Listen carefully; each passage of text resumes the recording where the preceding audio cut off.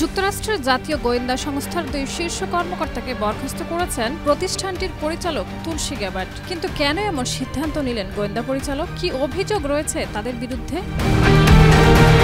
13 মে বরখাস্তের আদেশ দেওয়া হয় এনআইসির ভারপ্রাপ্ত চেয়ারম্যান মাইকেল কলিন্স ও তার ডেপুটি মারিয়া ল্যাঙ্গান-রিখবকে। গোয়েন্দা কর্মকর্তাদের উদ্ধৃতি দিয়ে বিষয়টি নিশ্চিত করেছে ফক্স নিউজ।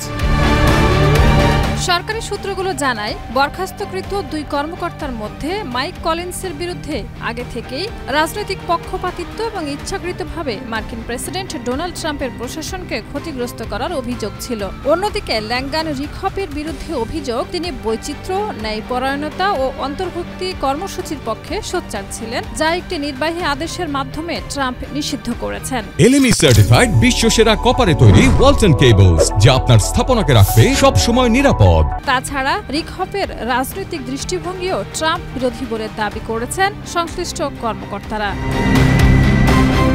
শুধু কর্মকর্তাদের বরখাস্তই নয়, তুলসী গ্যাবার্ড নির্দেশ দিয়েছেন জাতীয় গোয়েন্দা পরিষদের কার্যালয় CIA থেকে সরিয়ে সরাসরি office of the director of national intelligence এর অধীনে নিয়ে আসার জন্য। তার মতে, এতে গোয়েন্দা বিশ্লেষণের কার্যক্রমে স্বচ্ছতা আসবে এবং রাজনীতিকরণ হলে তাৎক্ষণিকভাবে জবাবদিহিতা নিশ্চিত করা হবে। শাহিদা রুবি, মাই টিভি।